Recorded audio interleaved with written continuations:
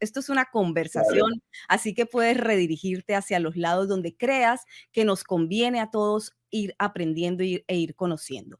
Lo primero que quisiera preguntarte es si es cierto que existe un manejo de la fe en pro de un sistema de gobierno mundial. Sí, por supuesto. Incluso hablaste en un momento, esto de conspiranoicos. Las conspiraciones existen desde el pecado original. Es decir, si no existiesen las conspiraciones, no existirían los servicios de inteligencia. Mira, ¿por qué la Iglesia Católica tiene una relación hoy con la agenda mundial? Yo te puedo recordar cuando era chico, y se empiezan a dar los cambios en la Iglesia Católica a partir del Concilio Vaticano II, veo cómo esto genera un quiebre dentro de la Iglesia y un quiebre dentro de las familias. ¿Por qué? Porque había muchos cambios que evidentemente iban contra la moral, las buenas costumbres y la paz social. De hecho, te encontrás con un montón de sacerdotes que se metieron en grupos terroristas, subversivos, etcétera, hubo varios. Entonces me acuerdo, porque hay casos muy interesantes. Tú sabes que el Quebec, hasta 1960, era una provincia profundamente católica, como lo era la España de aquellos años, o Polonia, o la Argentina en 1960. El 95% de los quebecuas, o quebequenses, iban a misa. Hoy creo que van el 4%, y gracias a que hay hispanoamericanos viviendo en Quebec y tratan de sostener algunas iglesias.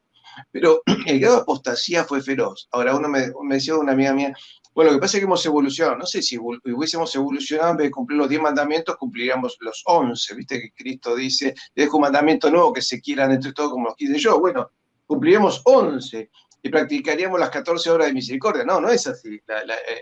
Sobre todo Occidente está realmente colapsado. Entonces no hemos evolucionado nada.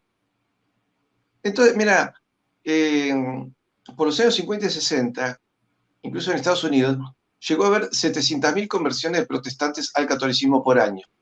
Y hubo obispos y cardenales muy importantes. El cardenal Spellman era llamado el Papa americano. Pero Monseñor Fulton Sheen era un obispo que tenía un programa de televisión que lo llegaba a ver la cuarta parte de los norteamericanos. Incluso había una broma que los norteamericanos católicos decían, sí, yo me voy a salvar, porque cuando me presente ante San Pedro voy a decir, soy norteamericano, y lo escucho a Fulton Sheen, como garantía para que San Pedro le abra la puerta. Entonces, era muy fuerte. Yo llegué a conocer los últimos norteamericanos convertidos del protestantismo al catolicismo, y eran conversos muy, muy, muy profundos, ¿no es cierto? Entonces, ahora, ¿qué pasa en los años 60 con el Concilio Vaticano II? Hay una frase terrible de Pablo VI que dice, el humo de Satanás ha entrado en el Vaticano. Dice, y él lo denuncia. Entonces, con el papado de Juan XXIII, ¿qué ocurre? Una iglesia exitosa durante 2000 años, teocéntrica, se centra en Dios, hasta la misa de la cara de Dios, pasa a ser una iglesia antropocéntrica, con el sacerdote mirando a la gente, y donde ya el feligres no está conectado con un proceso de adorar a Dios, sino que está en una suerte de diálogo con el sacerdote. Cambia muchísimo. La misa nueva, o misa en lengua vernácula, no es una traducción de la anterior.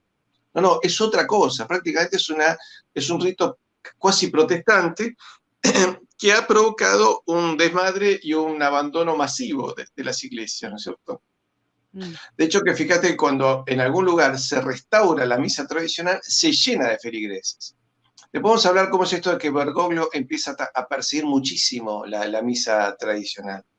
Entonces, podemos recordar que hasta antes de Juan XXIII, el Papa Pío XII, que es el último papa ortodoxo en cuanto a su doctrina, llegó a tener enfrentamientos muy grandes con el Colegio de Cardenales.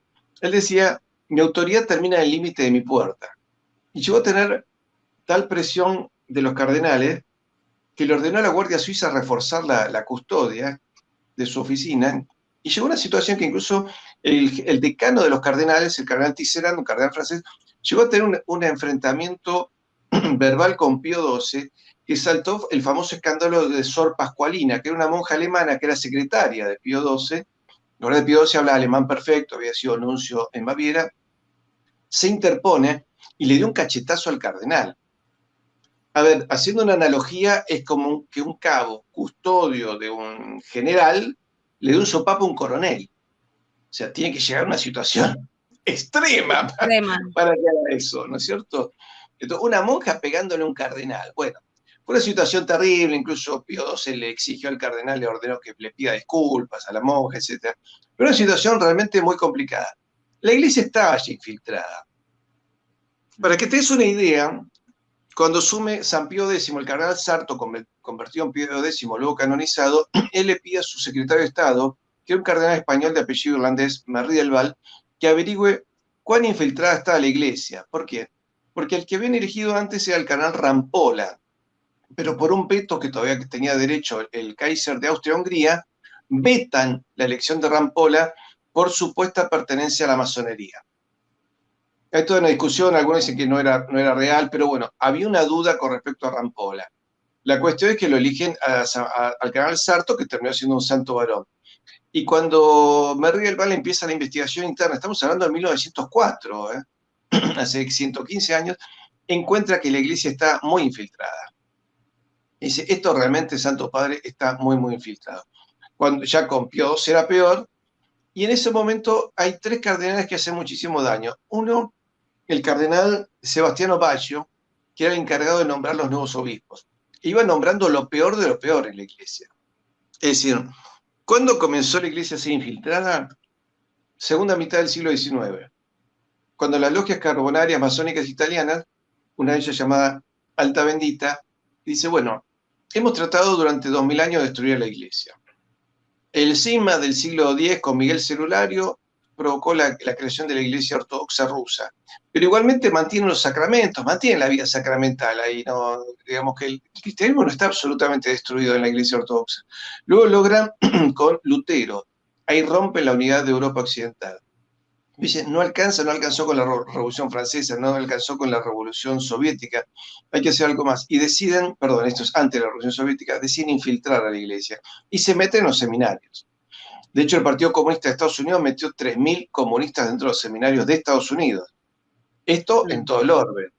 Entonces, Baggio se encarga de ir poniendo los peores elementos dentro de la iglesia, nombrando los obispos para que luego lleguen a cardenales. Y luego hay otros dos personajes, Bea y Bugnini, que son los que impulsan el cambio litúrgico. Toda esta gente llegó a obispos y luego cardenales. De ahí que uno está viendo en las últimas décadas que así como hay un buen sacerdote que mantiene la doctrina, que hace un esfuerzo por catequizar, que mantiene los cuidados en la liturgia, de golpe es como muy perseguido por el obispo local. Dice, pero si este es un cura fantástico, que mueve un montón de gente, tiene un montón de feligreses, habría que apoyarlo. Y vemos que es el sacerdote que por lo general suele tener más problemas con la autoridad.